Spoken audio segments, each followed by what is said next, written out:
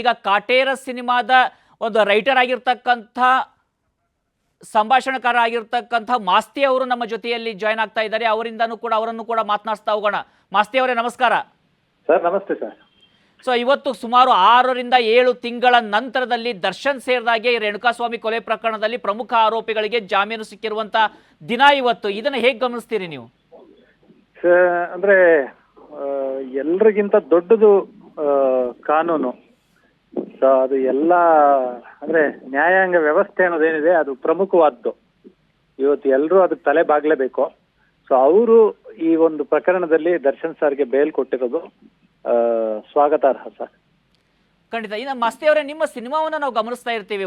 ನಿಮ್ಮ ಪ್ರತಿಯೊಂದು ಸಿನಿಮಾವನ್ನು ನೋಡಿದಾಗಲೂ ಕೂಡ ಯಾಕೆ ಜನರಿಗೆ ಅದು ಅಷ್ಟು ಇಷ್ಟ ಆಗುತ್ತೆ? ಒಂದು ಕಡೆ ನೀವು ಪ್ರಶಸ್ತಿ ಮಾತ್ರ ಅಲ್ಲ, ಒಂದು ಬಾಕ್ಸ್ ಆಫೀಸ್ನಲ್ಲೂ ಹಿಟ್ ಆಗುತ್ತೆ. ಅಂದರೆ ನಿಮ್ಮ ಸಿನಿಮಾದಲ್ಲಿ ಒಂದು ಸಟೈರ್ ಆಗಿರ್ತಕ್ಕಂಥ ಒಂದು ಸೈಲೆಂಟ್ ಆಗಿರ್ತಕ್ಕಂಥ ರೆಬೆಲ್ನೆಸ್ ಇರುತ್ತೆ. ವ್ಯವಸ್ಥೆಯ ವಿರುದ್ಧ ಒಂದು ಹೋರಾಟ ಮಾಡುವಂಥದ್ದು, ಅಥವಾ ನ್ಯಾಯ ಸಿಗದೇ ಇರುವಂಥ ಸಂದರ್ಭದಲ್ಲಿ ನ್ಯಾಯಕ್ಕಾಗಿ ಹೋರಾಟ ಮಾಡುವಂಥ ಹೀರೋ ಇರ್ತಕ್ಕಂಥದ್ದು. ಆದರೆ ನಾವು ಇವತ್ತು ವಾಸ್ತವದಲ್ಲಿ ನೋಡಿದಾಗ ಒಬ್ಬ ವ್ಯಕ್ತಿಯ ಕೊಲೆ ಆಗಿದೆ, ಮತ್ತೊಂದು ಕಡೆಯಲ್ಲಿ ಆರೋಪಿಗಳಿಗೆ ಜಾಮೀನು ಸಿಗ್ತಾ ಇದೆ, ಮತ್ತೊಂದು ಕಡೆ ಕೆಲವೊಬ್ಬರು ಸಂಭ್ರಮವನ್ನು ವ್ಯಕ್ತಪಡಿಸ್ತಾ ಇದ್ದಾರೆ, ಕೆಲವರು ಕಣ್ಣೀರನ್ನ ಹಾಕ್ತಾ ಇದ್ದಾರೆ. ಹಾಗಿದೆ ಆ ಸತ್ತಿರ್ತಕ್ಕಂಥ ವ್ಯಕ್ತಿಯ ಸ್ಥಿತಿ ಏನು? ಆ ವ್ಯಕ್ತಿಗೆ ನ್ಯಾಯ ಸಿಗುವಂತ ಭರವಸೆ ನಿಮ್ಮಲ್ಲಿ ಕಂಡು ಬರ್ತಾ ಇದೆಯಾ?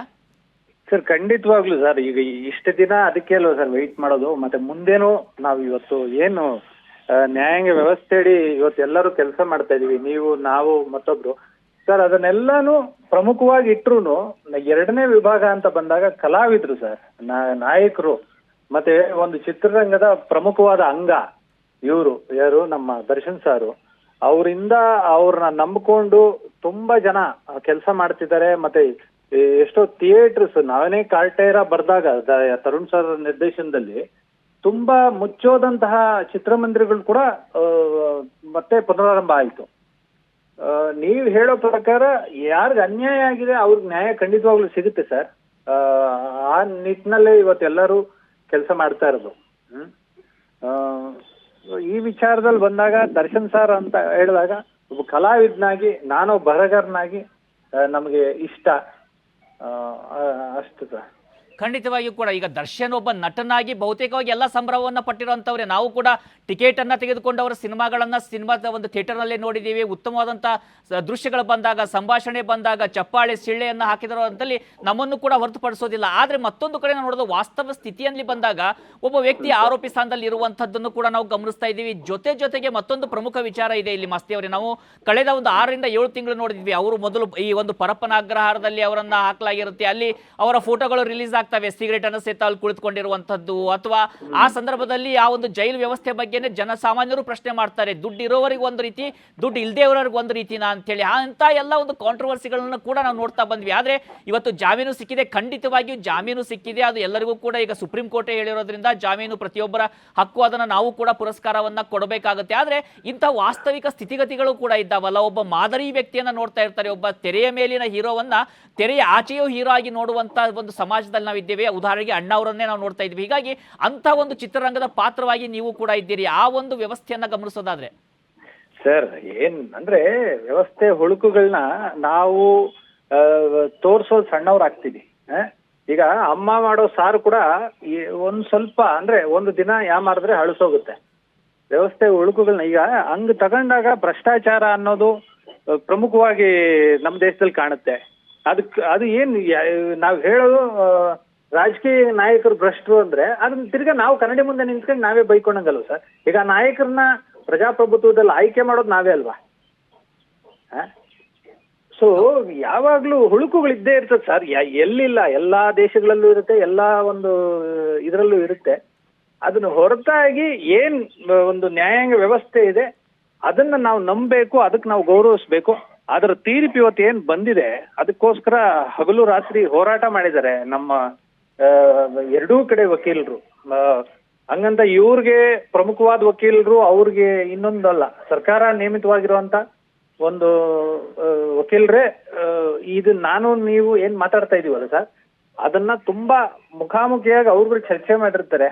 ಸೊ ಏನ್ ತೀರ್ಪು ಬಂದಿದೆ ಇವತ್ತು ಜಾಮೀನು ಅಂತ, ಅದಕ್ಕೆ ಕರೆಕ್ಟ್ ಆಗಿರೋ ಒಂದು ಓದು ಮತ್ತೆ ಅದರದ ಆಗು ಹೋಗುಗಳು, ಮುಂದೆ ಏನ್ ಆಗ್ಬೇಕು ಎಲ್ಲಾನು ಅವ್ರು ಚರ್ಚೆ ಮಾಡಿ ಅಲ್ಲ ಸರ್ ಕೊಡ್ಸಿರೋದು.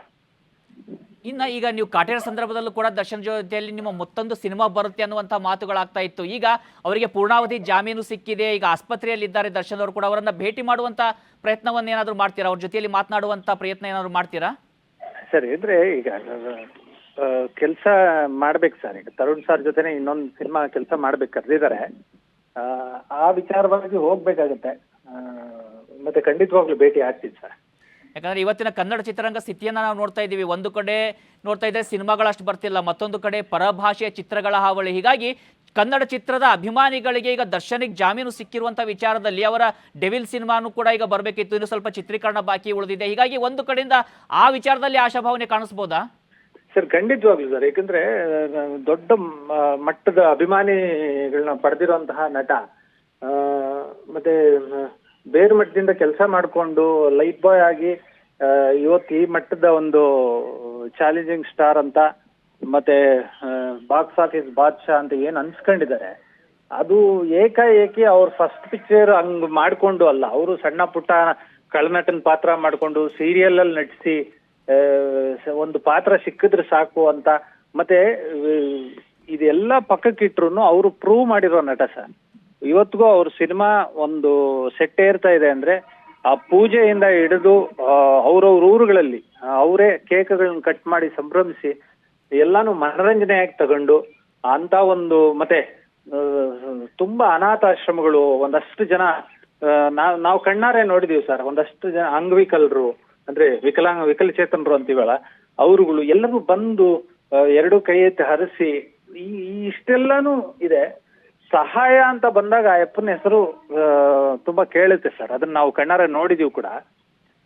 ಇಂಥ ನಟ ತಿರ್ಗಾ ಅಂದ್ರೆ ಪುನಃ ಏನು ಆ ಒಂದು ಡೆವಿಲ್ ಸಿನಿಮಾ ಮೂಲಕ ಮತ್ತೆ ಬರ್ತಾರೆ ಅನ್ನೋದು ನಮಗಿಂತ ಜಾಸ್ತಿ ಅವ್ರ ಅಭಿಮಾನಿಗಳಿಗೆ ಖುಷಿ ಕೊಡುವಂತ ವಿಚಾರನೇ ಸರ್. ಮಸ್ತಿ ಅವರೇ, ನೀವು ಹೇಳ್ತಾ ಇರೋದು 100% ನಿಜ. ಯಾಕಂದ್ರೆ ಸಾಕಷ್ಟು ಜನರಿಗೆ ಅದೇ ಅನಿಸ್ತಿದ್ದು, ಇಷ್ಟು ಕಷ್ಟಪಟ್ಟು ಇಂಥ ದೊಡ್ಡ ಸ್ಟಾರ್ ಆದಂಥ ವ್ಯಕ್ತಿ ಇಂಥ ಸಂದರ್ಭದಲ್ಲಿ ಈ ರೀತಿಯಾದಂಥ ಆರೋಪಿ ಸ್ಥಾನದಲ್ಲಿ ನಿಲ್ಲೋಕಾದ್ರೂ ಹೇಗೆ ಸಾಧ್ಯ, ಅಂಥ ಒಂದು ಸಂದರ್ಭಕ್ಕನ್ನ ಯಾಕೆ ತಂದುಕೊಂಡ್ರು ಅಂತ ಕೂಡ ಸಾಕಷ್ಟು ಜನ ಪ್ರಶ್ನೆಯನ್ನ ಮಾಡ್ತಿದ್ರು. ಅವರ ಅಭಿಮಾನಿಗಳಂತೂ ಸಾಕಷ್ಟು ನೋವನ್ನು ಉಂಡಿದ್ದಾರೆ ಈ ವಿಚಾರಕ್ಕೆ ಸಂಬಂಧಪಟ್ಟ ಹಾಗೆ. ಹೌದೌದು ಸರ್, ಖಂಡಿತವಾಗ್ಲು ಸರ್. ಅಂದ್ರೆ ಯಾವುದೂನು ಈಗ ನಾವು ಸಿನಿಮಾಗಳಲ್ಲಿ ಒಂದು ಪದ ಉಪಯೋಗಿಸ್ತೀವಿ, ನೋಡೋ ಆಡಿಯನ್ಗೆ ಪ್ರೆಡಿಕ್ಟ್ ಮಾಡಕ್ ಆಗ್ಬಾರ್ದು ಅಂತ, ಅಂದ್ರೆ ಊಹಿಸಕ್ ಆಗ್ಬಾರ್ದು. ಇದೇನ್ ಅಂತೀವಲ್ಲ ಸರ್, ಈಗ ನೀವೇ ಬಿಡಬಾರ್ದಲ್ಲ ಸರ್. ಖಂಡಿತ ಸರ್. ಈಗ ಅದೇ ಸರ್, ಈ ಒಂದು ಚರ್ಚೆಗಳೇ ಅಲ್ಲಿ ಆವರಣದಲ್ಲಿ ಅಂದ್ರೆ ಕೋರ್ಟ್ ಆಲಯದಲ್ಲಿ ಆಗಿರೋದು. ಇದೆಲ್ಲಾನು ಆಗಿರುತ್ತಲ್ಲ ಸರ್. ಈಗ ನೀವು ಒಂದು ಟಿವಿಲಿ ಕೆಲಸ ಮಾಡ್ಕೊಂಡು ಇದ್ರ ಬಗ್ಗೆ ಇಷ್ಟು ಮಾತಾಡ್ತೀರಾ ಅಂದ್ರೆ, ನಾನೊಬ್ಬ ಬರಹಗಾರನಾಗಿ ಇಷ್ಟು ಬಗ್ಗೆ ಮಾತಾಡ್ತೀವಿ ಅಂದ್ರೆ, ಅವ್ರುಗಳು ಅದೇ ಕೆಲಸ ಮಾಡೋರು ಯಾರು ವಕೀಲರು ಮತ್ತೆ ನ್ಯಾಯಾಧೀಶರು, ಅವರೆಲ್ಲ ಅದೇ ವೃತ್ತಿಲಿರೋರು ಮತ್ತೆ ನ್ಯಾಯ ಒದಗಿಸೋರು. ಅವ್ರು ಇನ್ನೆಷ್ಟು ಬಿಸಿಯಾಗಿ ಚರ್ಚೆ ಮಾಡಿರ್ಬೇಕು, ಮತ್ತೆ ಯಾರಿಗೂ ಅನ್ಯಾಯ ಆಗ್ಬಾರ್ದು ಅನ್ನೋ ಒಂದು ಅಂಶದ ಮೇಲೆ ವಾದ ಪ್ರತಿವಾದಗಳಾಗಿರುತ್ತೆ ಸರ್. ಖಂಡಿತವಾಗಿ ಧನ್ಯವಾದಗಳು ಮಾಸ್ತಿ ಅವರ ನಮ್ಮ ಜೊತೆಯಲ್ಲಿ ಮಾತನಾಡಿದ್ದಕ್ಕೆ, ಸಂತಸ ಹಂಚಿಕೊಂಡಿದ್ದಕ್ಕೆ.